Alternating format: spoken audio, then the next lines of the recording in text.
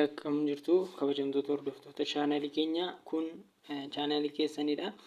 Egaa yeroo darbee barnoota histirii boqonnaa afuraffaa waliin ilaalaa kan turre waa'ee Ruusiyaan riivoluushinii jechuudha. Warraaqsa Ruusiyaa ture. Har'a immoo leesanii keenya guyyaa har'aatiin kan waliin ilaallu the interwar period capitalist fascism and nazism kan jedhudha.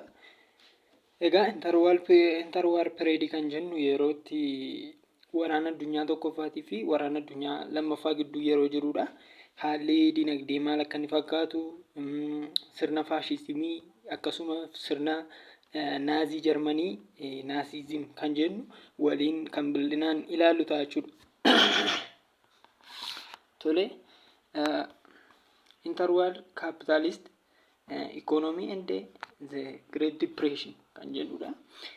Interwar period sanatti jechuudha yeroo waraana addunyaa lamaan sana gidduu jiru keessatti dinagdeen kufaatii guddaa mudatee ture jechuudha. Dinagdee addunyaa keenya iddoo muraasa qofatti miti akkuma waliigalaatti depressionii yookiin kufaatiin dinagdee addunyaa keenya yeroo itti mudatee turedha jechuudha. Kanaan wal qabatee dhimmi jiru itti fufnee kan waliin ilaalaa deemnudha jechuudha. Tole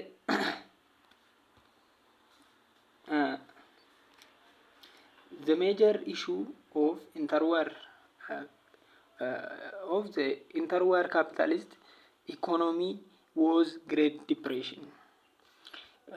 Dhimmi ijoonii yeroo interwar period sana gidduu yookiin wayitatti waraanni addunyaa tokkoffaa xumurame waraanni addunyaa lammaffaa osoo hin jalqabamin jiru sana gidduutti ijoo dhimmi ishuu guddaa ta'e ture dhimma Great Depression yookiin kufaatii dinagdee isa guddicha addunyaa keenya mudatee turedha jechuudha.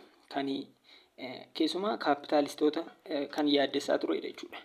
The Great Depression was a massive global economic recession or depression between 1929 and 1933. Depressioniin kuni yookiin kufaatiin dinagdee kuni akka addunyaa keenyaatti akka waliigalaatti globaalii kan mudatedha. Haala guddaa ta'edha jechuudha. Kufaatiin dinagdee kuni bifa guddaa ta'een iddoo tokko qofatu osoo hin taane bal'inaan globaalii addunyaa keenya hundumaa irratti kan mudatedha. Barri inni itti mudate kun immoo bara 1929 hamma bara 1933 gidduutti jechuudha. It leads to massive bank failure, high unemployment, inflation, as well as dramatic drop in GDP, industrial production and stock market share prices. Egaa kufaatiin dinagdee kun yeroo itti mudatutti baankileen yeroo sana jiranii kisaaraadhaaf saaxilamanii turan jechuudha. Akkasuma hojii dhabdummaan yeroo itti guddate high unemployment akkasuma inflationii qaala'insi haala hamaa ta'een biyyoota addunyaa keenyaa kan itti miidhe GDP'n biyyoota garaagaraa yeroo itti gadi bu'ee yookiin oomishni biyya keessaa oomishamu biyyoota baay'ee keessaa yeroo itti sadarkaa kufaatii irra qaqqabeedha jechuudha. Great Depressionii kana irratti the cause of Great Depression ka'umsa Great Depression yookiin kufaatii dinagdee addunyaa keenyaatiif immoo sababa kan ta'e was mainly due to collapse of international trade and the result of restrictive trade practices globally. Kufaatiin isaatiif sababni inni ijooni kufaatii daldala addunyaa keenya international trade isa jennu kana kufaatiin isaa kanaan dura cooperative yookiin tokkummaa waliin uumuudhaan biyyoonni garaagaraa waliin daldalaa kan turan dhorkaan ka'amuu irraa kan ka'e akka waliigalaatti kufaatiin kun mudachuu danda'eera jechuudha. Many nations experienced a decline though severity and timing differed from country to country. Biyyoonni baay'een decline yookiin kufaatiin kun isaan mudatus garuu immoo iddoodhaa gara iddootti garaagarummaa qaba jechuudha. Biyya tokko gara biyyaatti yeroo isaatiinis haala isaatiinis garaagarummaa hin qabaata ture jechuudha. Great Depression kuni the World Depression of 1929 up to 1933 was the worst depression recorded in history.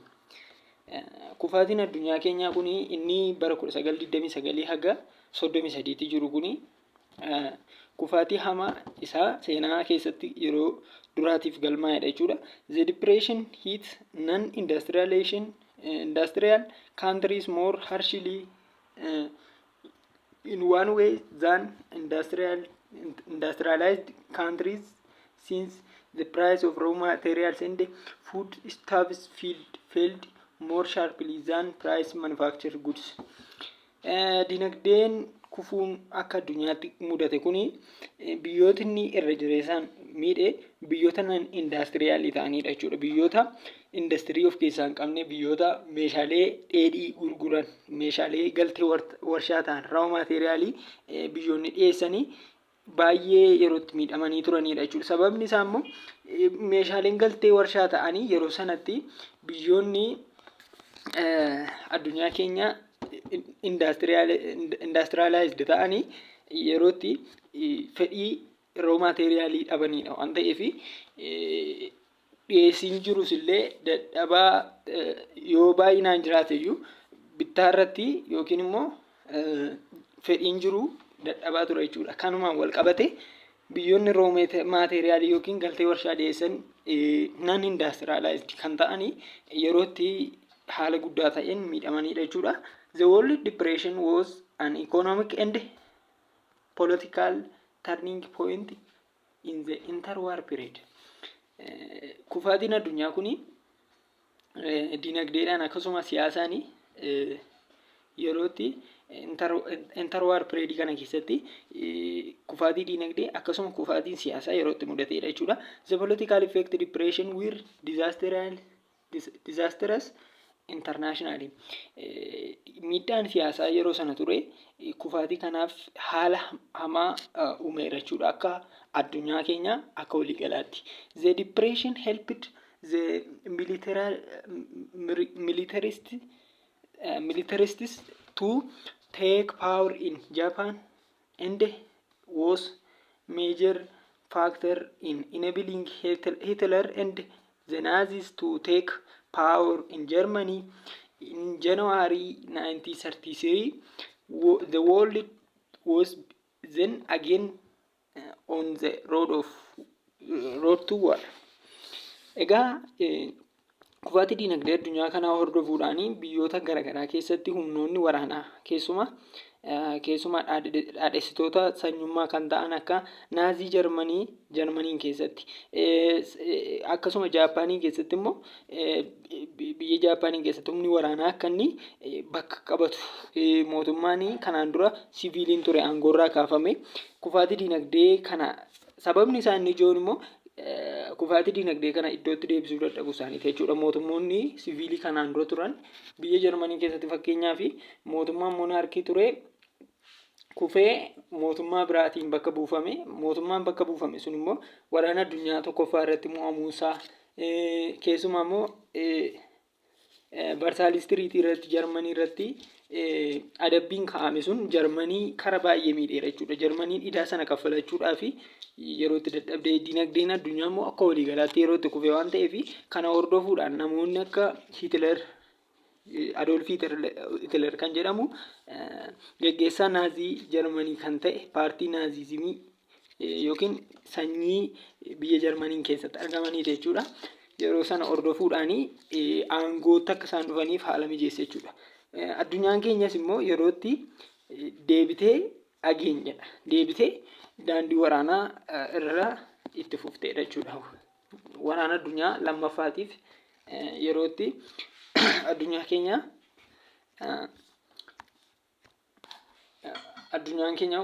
daandii waraanaatti deebiteedha jechuudha.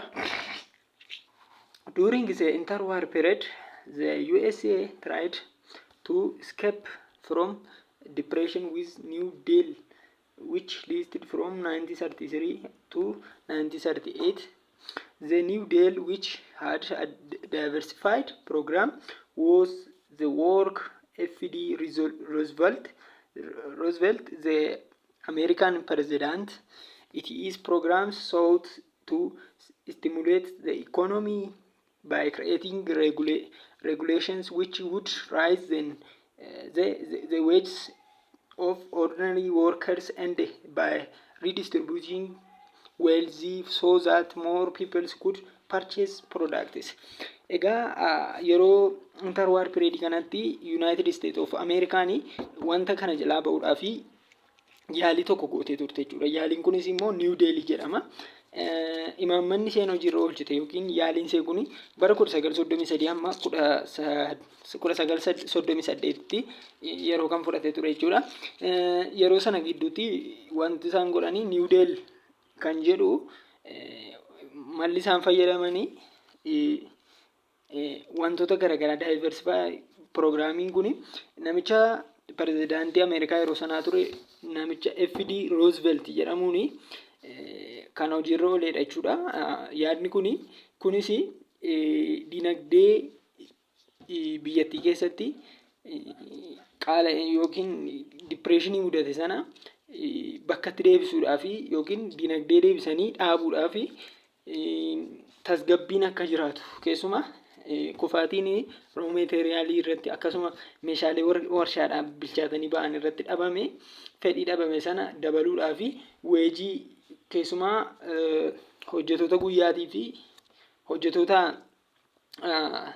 taraa kan jedhamanii fi mindaa dabaluu jechuudha. Mindaa isaanii dabaluudhaani akkasuma mootummaan uummattootaa fi deeggarsa expenditure isa jennu redistribution wealth qabeenyaa deebisanii uummattootaa fi akka isaan dandeettii bittaa godhatanii fi horatanii fi mootummaa yeroo sanatti mootummaa USA lammiilee isaatii fi deeggarsa maallaqaa gochuudhaani fedhii isaanii deebisuudhaaf bakkatti deebisuudhaaf irra caalaatti immoo depressionii kana jala escape gochuudhaaf malatti fayyadamee milkaa'edha jechuudha. Yeroo sanatti kanumaan wal qabatee fascism kan jedhu laalla jechuudha.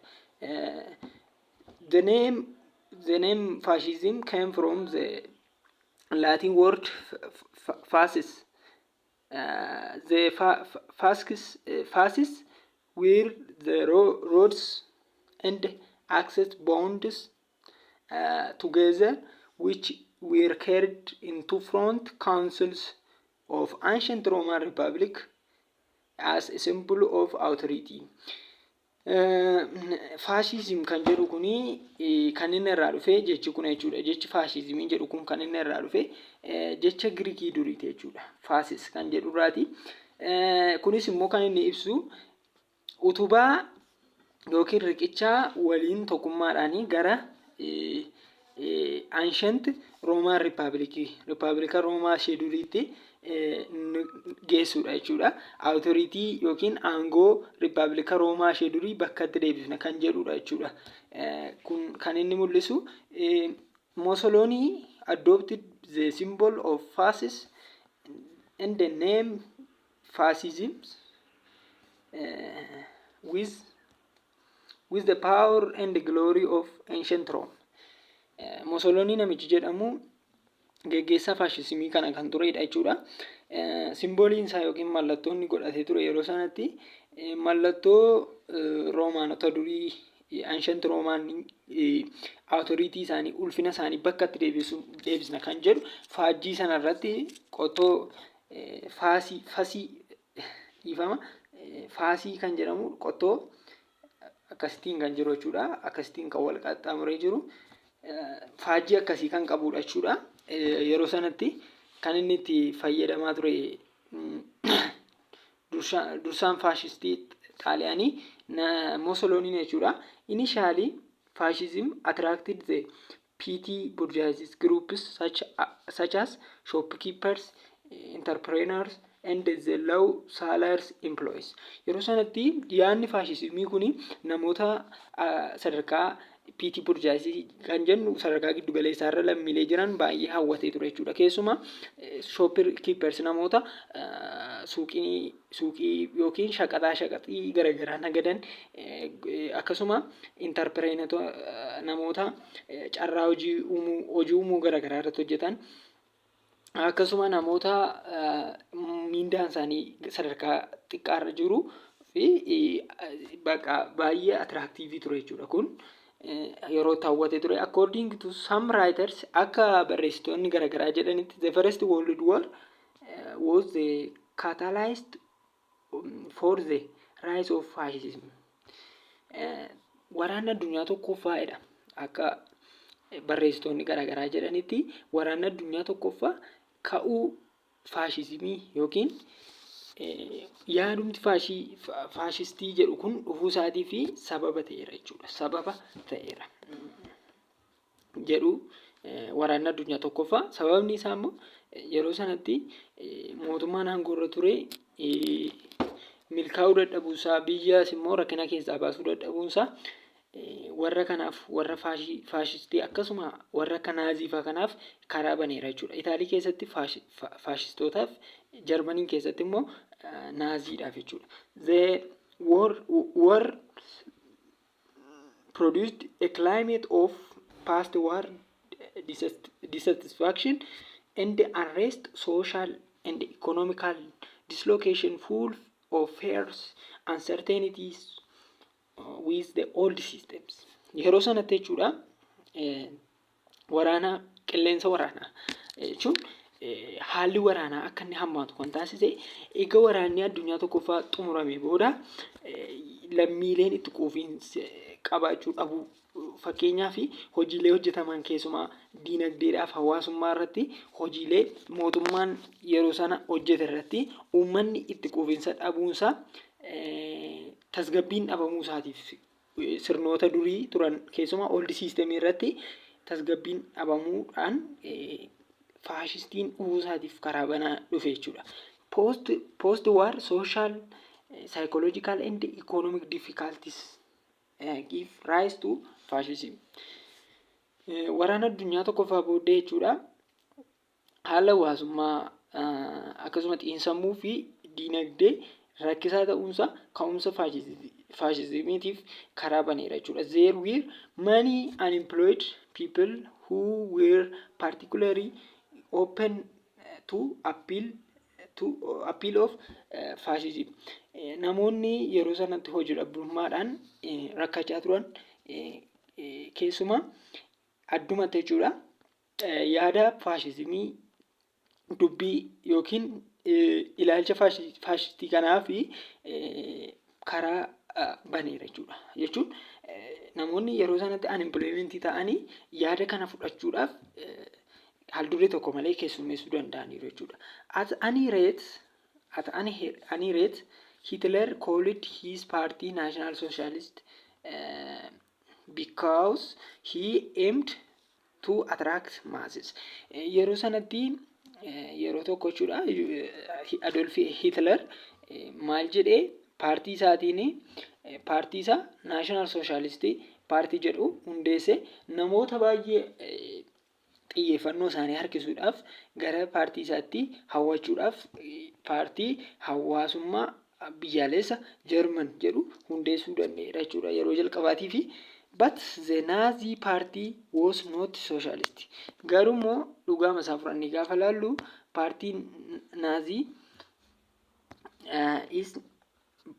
but the Nazi party was not socialist army anyway, but Hitler states in his book Meine Kampf or My Struggle that they aim to attract workers. Yeroo sanatti paartiin naazii kuni sooshaalistii miti yookiin paartii kooministii miti. Garuu immoo maal jedhee kitaaba isaa Meine Kampf yookiin My Struggles qabsoo koo jedhu barreesse irratti hojjetoota garaagaraa ofitti harkisuudhaaf yeroo sanatti dandeessiseera jechuudha. Kitaaba kanaaf inni garee hojjetoota gara isaatti harkisuudhaaf isa dandeessiseera. Hayyee fascism also appealed the youth. Keessumaa sirni faashizimii kun dargaggoota baay'ee ofitti harkisee ture. Crisis ridden economy post war. Kufaatii dinagdee waraana addunyaa tokkoffaa booda mudate hordofuudhaan rob money of young were unemployed. Dargaggoonni baay'een isaanii yerootti hojii dhabdummaa keessa bu'aniidha jechuudha. Post war waraana kana booddee garuu post war waraana booddee waraana addunyaa tokkoffaa booddee jechuudha. Politics seemed disillusioning but fascism generated excitement, emotions and commitment. Yeroo sanatti waraana addunyaa tokkoffaa booddee kufaatiin mudate kanaafi namoonni kanaan dura aangoo irra turan akka isaan fudhatama dhabanii fi gareen faashistii maal godhe uummata gammachiisuu, miira uummataa dubbachuu akkasuma wantoota uummanni irratti commitmentii ta'u garagaraa kaasuudhaan uummata gara isaatti harkisaa ture jechuudha. Another special group whom fascism appealed to were ex-soldiers and ex-officers, many of whom had never known any other occupation and who did not know what to do after the war. Wantoota proposala isaanii ta'an, kaayyoo isaanii wantoota ta'an, namoota hojjetoota ta'uu, namoota waraana keessa jiran kaayyoo isaanii, akeeka isaanii gara fuulduraatiin wanta gaarii gochuu fi akka danda'an yeroo itti waadaa galaafii turanidha jechuudha. Namoota baay'ee yeroo itti harkisanidha.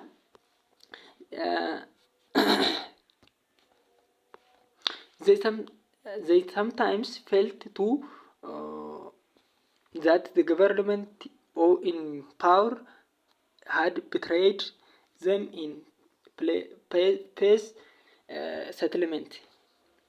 Yeroo baay'ee immoo jechuudha miirii yeroo sana ture mootummaan biyyicha keessa ture bakka aangoo qabatee jiru akka gantuu ta'edha jechuudha. Akka gantuu ta'e kan mul'isu ture jechuudha.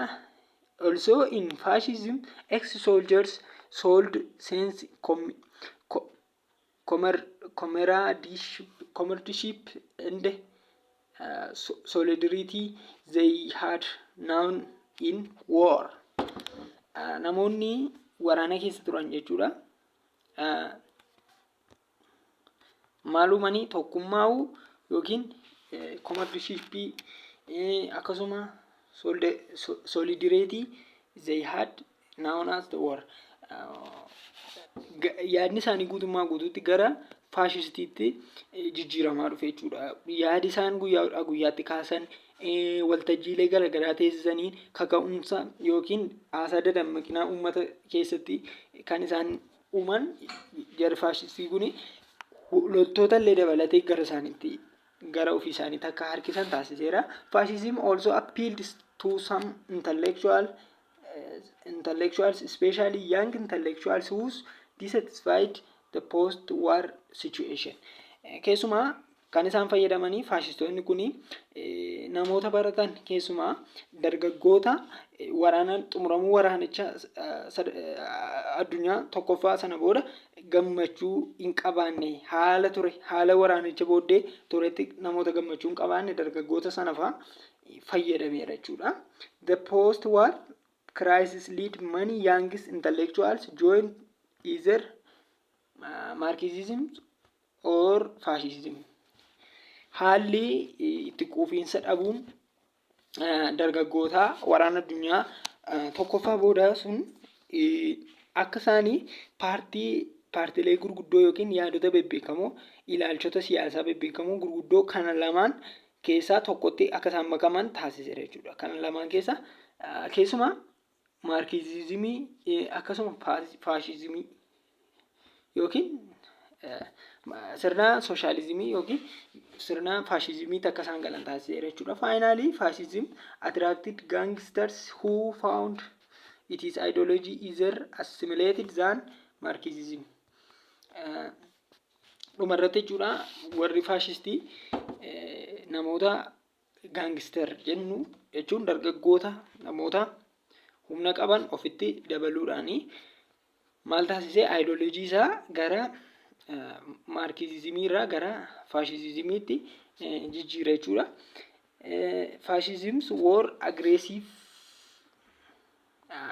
Fascism was aggressive and violent, and what drew its supporters together were to a large excitement, their fears and hatred.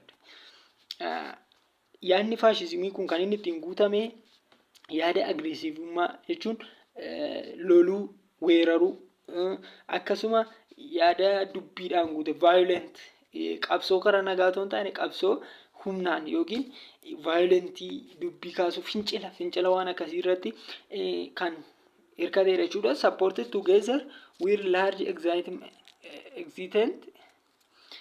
their fears hatred.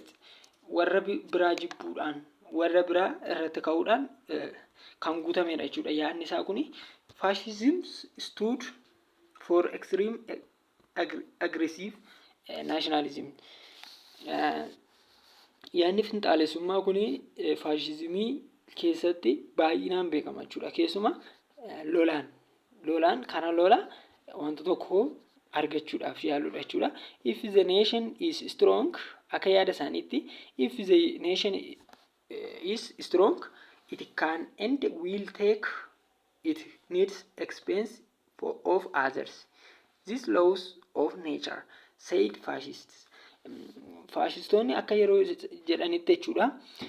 Maal jedhu biyyi tokko yoo jabduu taate biyya biraa yookiin kan iseerra jabduu hin taane garee biraa yookiin biyya biraa cabsitee of jala galchuu dandeessi yookiin qabachuu dandeessi. Humnaan to'annoo ishee jala oolchuu dandeessi. Kana kan gaafatu hin jiru. Kun immoo seera uumamaati. Law of nature jedhu.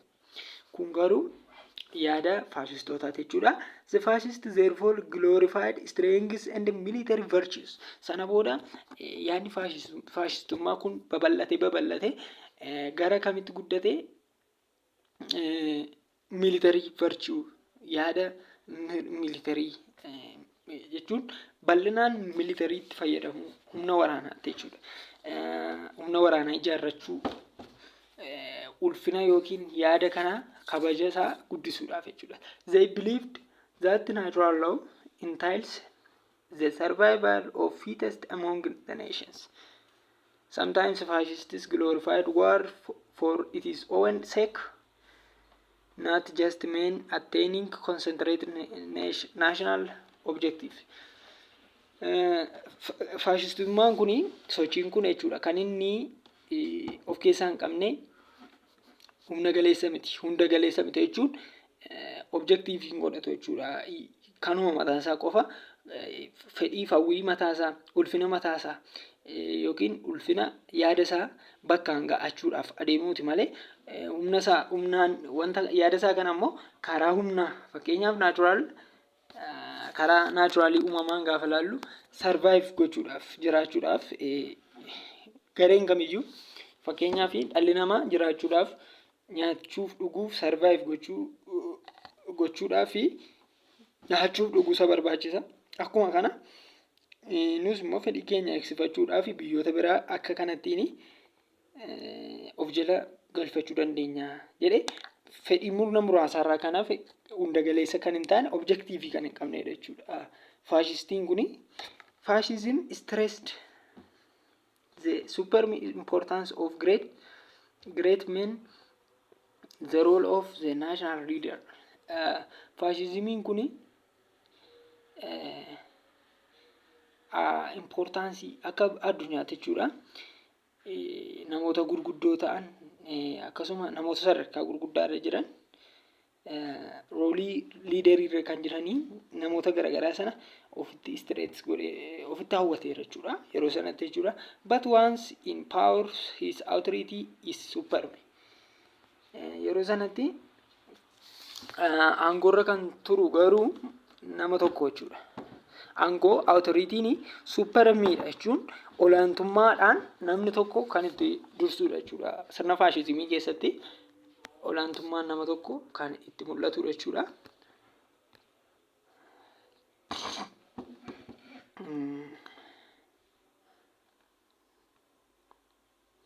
The leader elected but had to enjoy unconditional authority.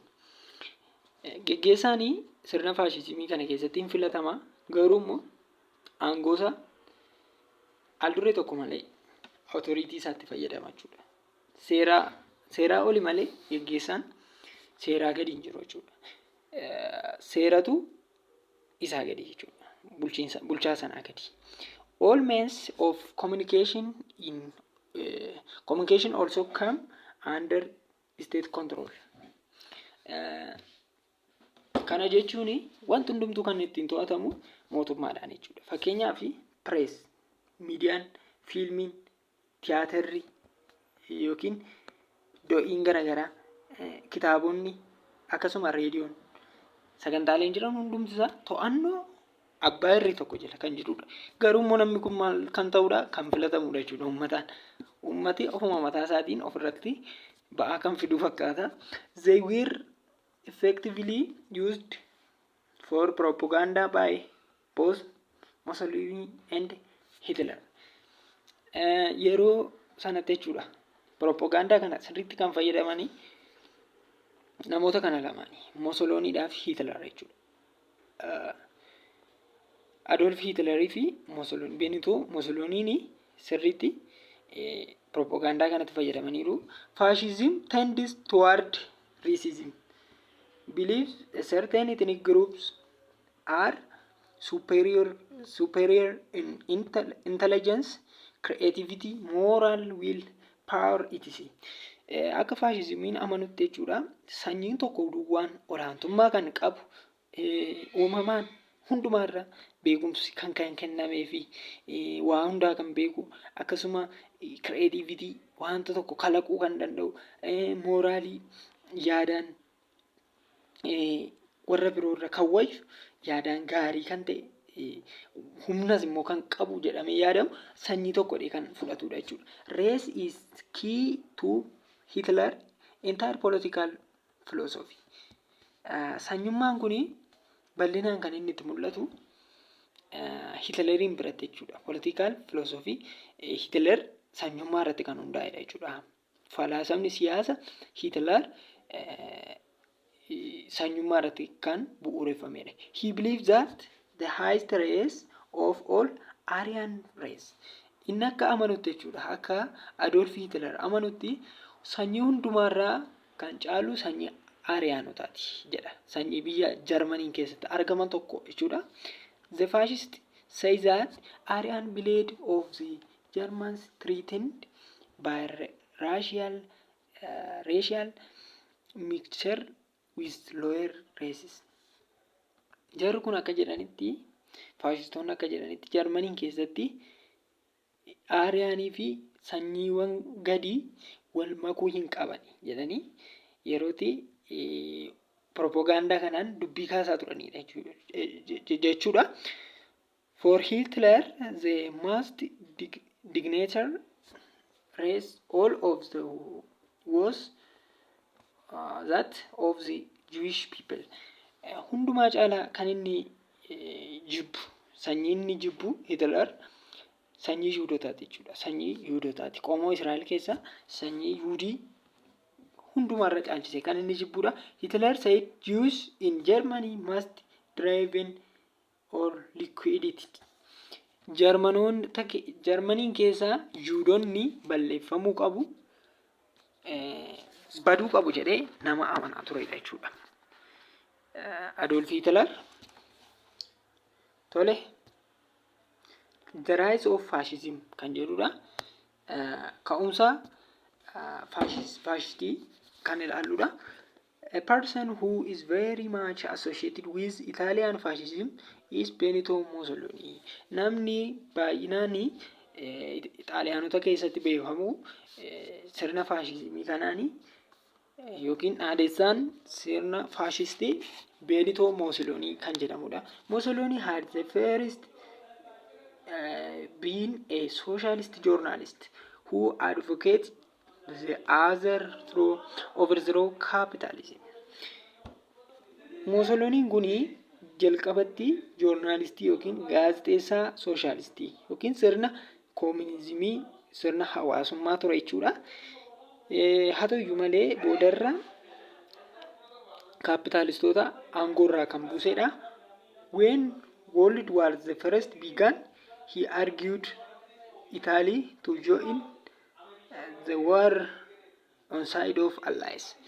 Yeroo waraana addunyaa tokkoffaa eegalutti jechuudha inni akka inni yaadaa turetti Itaaliin akka seenii saayidii gartuu alliyaansiin gortuudha jechuudha.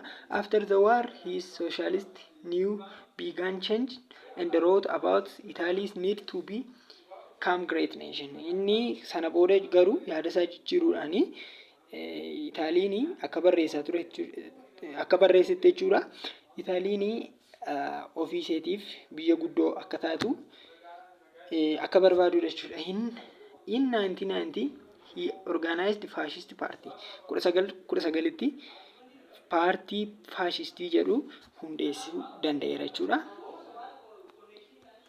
As a example of their party, mallattoon paartii isaa immoo the fascist choose an ancient Roman emblem of power, battle axe, rapid in needs, reeds and was known as fasces. Yeroo sanatti mallattoo ulfina Roomaan impaayera Roomaa durii aaksesii akkuma isiniin jedhe qottoo faasii akkasii jechuudha. Qottoo faasii ni beektu yaada mallattoo sanaan kan wal fakkaatu yeroo itti fayyadamaa turedha jechuudha. Akka antiisaatti the party called glorified state single party systems, strong ruler and aggressive nationalism. Sabboonummaa fiixee ba'e akkasuma finxaalessummaa kan leellisu paartii tokkotti kan amanu ture. The fascist sun got a support majority because they promised jobs, the unemployed, land, peasant and protection from communism business owners. Faashistummaan kuni deeggarsa guddaa uummata bal'aadhaan argachuu itti fufuudhaani waadaa uummatootaaf galeef keessumaa hojii dhabdootaaf qonnaan bultootaaf eegumsa sirna koominizimiitiif namoota keessumaa koominizimiin biyya keessa yookiin paartiin inni geggeessu keessa akka hin jiraannee fi namoota biizines oonerii ta'aniif sirni kaapitaalizimii akka inni hojjetu waadaa galee fi namoota baay'ee ofitti harkisee ture jechuudha.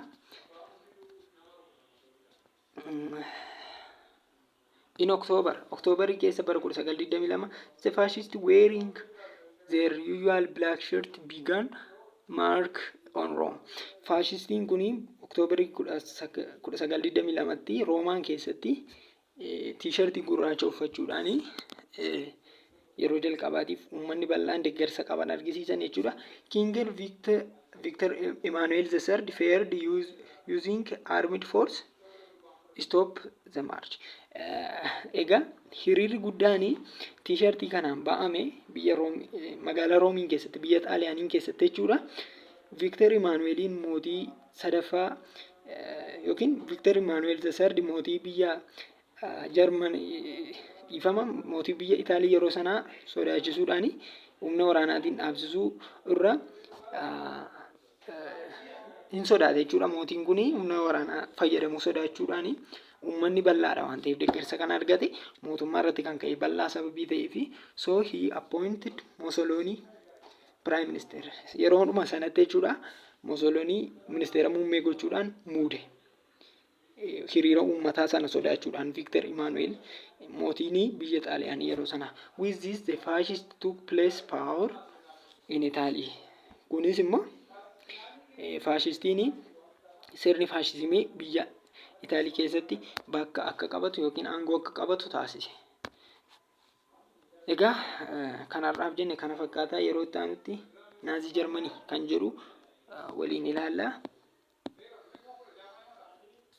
Nagaatti ammasitti.